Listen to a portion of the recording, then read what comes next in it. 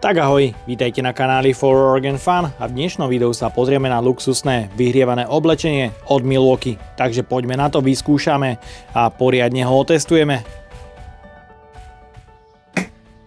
Komfort pri práci je kľúčovým faktorom ku zvýšeniu produktivity. Práve preto Milwaukee veľmi veľkú časť svojej produkcie investuje práve aj do oblečenia. Teda aby pracovník bol pri práci čo najspokojnejší. Ja som sa práve preto kvôli mojim pracovným podmienkam rozhodol vyskúšať ďalšie vyhrievané oblečenie, pretože pracujem naozaj niekedy vo veľmi extrémnych podmienkach, kde v lete v mojej dielni je extrémne teplo a naopak v zime pri otvorených dverách je tu naozaj poriadna zima. Takže skúšal som za nejaké tie 3 roky už rôzne vyhrievané oblečenie, ktoré nájdeš na e-shope stalman.sk dole v popise pod videom. Je tam rôzne oblečenie s rôznymi komfortnými zónami ohrevu, či už na prsiach, chrbte alebo v vreckách, v rôznom prevedení, či už farebnom, ale sú tam napríklad vesty, tavšelky a iné bundy, ktoré sú vyhrievané cez M12-kový batériový systém, takže poďme na to. Vyhrievané oblečenie som objednával z pohodlia domova cez e-shop stalman.sk, kde nájdeš aj veľmi šikovný konfigurátor, ktorý ti hodím dole do popisu pod video. Podľa neho som sa odmeral podľa rôznych inštrukcií, ktoré nájdeš na webe a oblečenie nádherne sadlo, či už bunda alebo vesta. No a ako to funguje, je to celé založené na M12-kovom systéme, do ktorého mám množstvo batérií, ktoré sa dajú nabíjať a teda nie je tu až také obmedzenie pre tých, ktorí nemajú M12-kový systém, ale majú 18-kový systém. Dajú sa tie batérie nabíjať aj v týchto nabíjačkách, čo je výborné. Ja som ešte doobjednával 3 Ah, ktorá mala výbornú cenu niekde okolo 48 €. No a taktiež, čo sa týka ceny oblečenia, ktoré je vyhrievané a dodáva pracovníkovi vynikajúci komfort, pocitu tepla. Bundu nájdeš na e-shope stalman.sk už od 139 €. Vyhrievaná bunda Milwaukee M12 Heat Jacket Grey v 5. generácii má 3 stupne ohrevu, znázornené LED svetelnou signalizáciou. Sú tu 3 zóny ohrevu, ktoré je možné deaktivovať. Maximálna výdrž batérie je 8 hodín pri 3 Ah, ale predpokladám na najnižšom stupni ohrevu. Materiál je to tavšel, teda polyester, ktorý je odolný voči opotrebeniu. Taktiež je odolný proti poveternostným alebo dažďovým, teda vlhkým podmienkam. V balení nájdeme adaptér pre napájanie M12-kovou batériou, pomocou ktorého je možné nabíjať rôzne zariadenia pomocou USB typu A.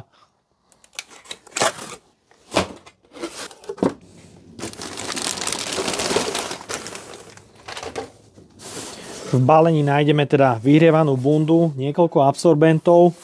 Materiál je to tavšel, teda polyester, ktorý je veľmi príjemný na dotyk. Taktiež tu nájdeme užívateľský manuál. No a samozrejme niekde by tu mal byť aj adaptér, ktorý bude pravdepodobne schovatý vo vrecku. Hmotnosť vyhrievanej bundy je veľmi príjemná, taktiež objemovo je podľa môjho názoru veľmi komfortná, keďže nejde o veľmi hrubú, veľmi tučnú bundu a taktiež ani o veľmi tenkú bundu. Takže polyester, ktorý je vlastne tavšel, zložený z viacerých vrstiev, zabraňuje aj nejakými izolačnými vrstvami, aby teplo bolo vždycky udržiavané vo vnútri. Bundu som zvolil práve v takomto sivom neutrálnom prevedení, kde rukávy sú vybavené suchým zipsom zo spodu bundy. Je tu možný organizer, ktorý umožňuje stiahnutie bundy na spodu a tým zabráneniu úniku tepla. Je vybavená 4 vreckami, ktoré sú použité veľmi kvalitné zipsy značky IKK, otvárajú sa mimoriadne ľahko, jednoducho a zipsy sú hlavne kvalitné, takže vám neskôr po dlhom používaní určite nepokazia práve tú funkčnosť vrecka. Zóny ohrevu sú z prednej strany 2, kde máme zónu ohrevu zvlášť pre vrecká a zvlášť na prsiach. Je tu ovládanie celého zariadenia, kde je možné nastaviť stupeň ohrevu v 3 úrovniach a taktiež deaktivovať rôzne zóny ohrevu alebo používať všetky súčasne. Taktiež bočné vrecko, ktoré je aj zo zadnej strany, je tu rovnako zips a tu máme konektor pre adaptér pre použitie M12-kovej batérie. Po vložení je tu sympatický malý kompaktný adaptér. Mám tu osadenú 3 Ah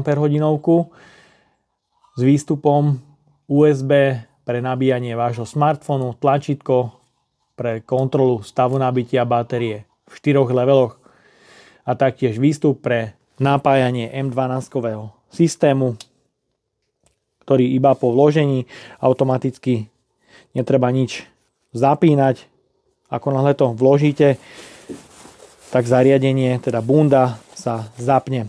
Vrecko je zaujímavé tým, že je priechodné a teda z jednej strany prepcháte celý adaptér, zo zadnej strany do prednej. Je to určite veľmi šikovné práve napríklad pri šoférovaní, kde by vám tá batéria s adaptérom mohla vzadu veľmi, ale veľmi zavadzať a naopak pri práci, keď robíte s nejakými bremenami, určite je lepšie preložiť ten adaptér do zadnej strany, pretože v tomto prípade by mohol zavádzať práve vpredu.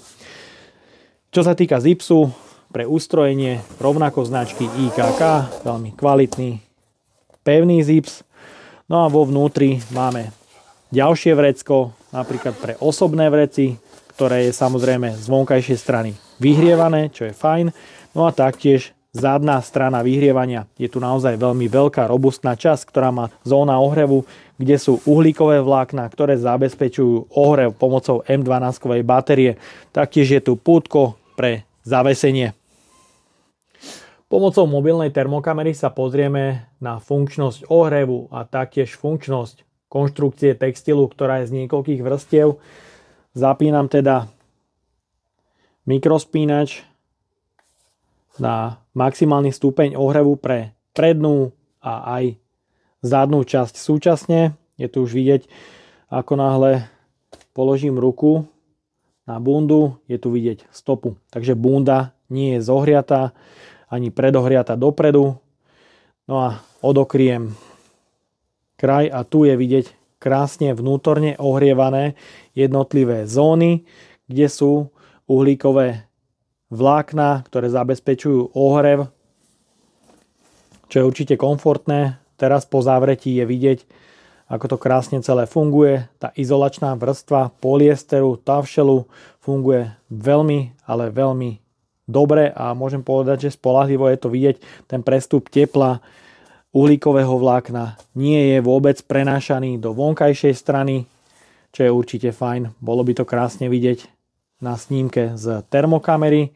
No a taktiež tá druhá časť, je tu vidieť, kde sú zóny ohrevu a rovnako ako krásne bunda izoluje teplo, čo je určite vynikajúce.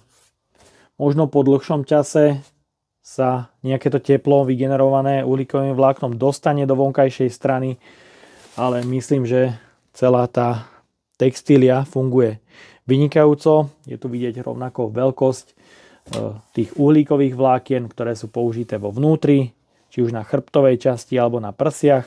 Nie je to až tak veľké. Tie zóny sú pomerne menšie. Čakal som, že to bude o niečo väčšie, ale budíš. No a mám to aktuálne na maxime nastavené.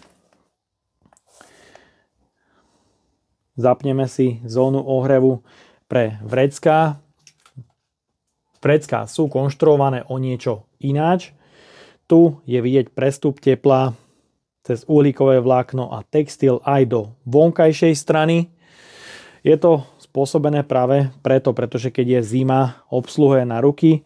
Ruku si vkladá do vrecka práve týmto spôsobom a nie je teda ohrievaná dlaň, ale vrch rúk. Čo je samozrejme pochopiteľné a dosť logické, takže z tejto vonkajšej strany na vreckovej časti je nejaký ten prestup do vonkajšej strany. Taktiež môžete vidieť veľkosti uhlíkových vlákien pre ohrev.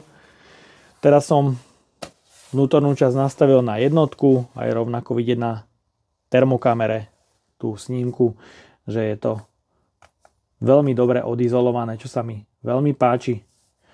No a na to maxime to hreje samozrejme najviac, no ale to je už náročné aj na batériu, kde výrobca uvádza pri minimálnom nastavení, teda na bielej farbe.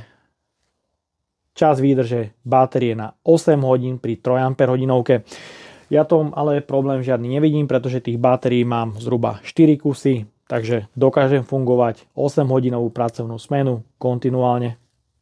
Vyhrievanú vestu v čiernom prevedení som rovnako objednával podľa tabuľky na e-shope stalman.sk. Tabuľku nájdeš dole v popise pod videom. Je vyrobená rovnako z polyesteru a vybavená 4 vreckami. Niektoré z nich sú na gombíkoch, iné pod zipsom. Zipsy pre ustrojenie sú kvalitné značky IKK. Máme tu jeden mikrospínač pre zapnutie stupňa ohrevu v 3 leveloch. Sú tu 2 zóny ohrevu, jedna na prsia a druhá na chrbte. Vrecko pre vloženie M12-kovej batérie rovnako značky IKK, teda sa jedná o kvalitu. Vo vrecku máme konektor pre napájanie M12-kovou batériou, ktorú stačí iba pripojiť, nie je potrebné nič zapínať a bunda sa ovláda cez mikrospínač. Na vrchu sú tu 3 stupne ohrevu.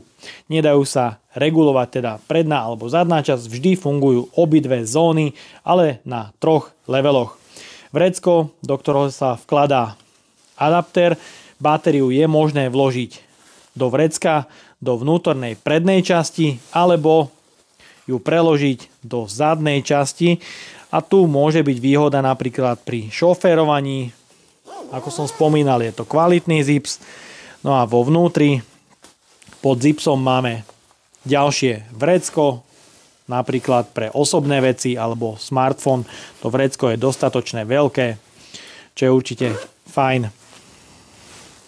No a taktiež na bunde zo spodu je možnosť utiahnuť systémový prvok, aby sa teplo udržiavalo vo vnútri. Ďalej rovnako aj na veste pokračujem snímkou z termokamery. Zapínam teda stupeň ohrevu na maximum. Máme to zapnuté, svieti to na 3. level. Zatiaľ teda nie je vidieť žiadny prestup do vonkajšej strany, takže tá izolácia bude možno riešená o niečo ináč ako pri bunde, keďže pri veste je vždycky predpoklad, že ešte na vestu môžete obliecť ďalšiu nejakú tú bundu. No a pozrieme sa na uhlíkové vlákna, ktoré už sú krásne rozohriaté, či už na boku, teda predku alebo zadnej strane. No a tu hneď na snímke z termokamery vidím, že uhlíkové vlákna dosahujú dosť vysokých teplôt, aj niekde okolo 42 stupňov. Takže podľa môjho názoru táto vesta bude hriať ešte o niečo lepšie ako vyhrievaná bunda. Čo je pre mňa dosť veľkým prekvapením. Taktiež tá predná časť tu je niekde okolo 39 stupňov na uhlíkovom vlákne, čo je naozaj podľa môjho názoru pri aktuálnej teplote počasia niekde okolo 0. Vynikajúce. No a ten prestup tu pri teplote uhlíkového vlákna 40 stupňov je vidieť, ale je iba naozaj mierny. Že ten materiál je o niečo iný a dovoluje nejaký ten prestup, pretože je tu pravdepodobnosť, že ešte na vestu dokážete obliecť nejakú tú jednu vrstvu oblečenia.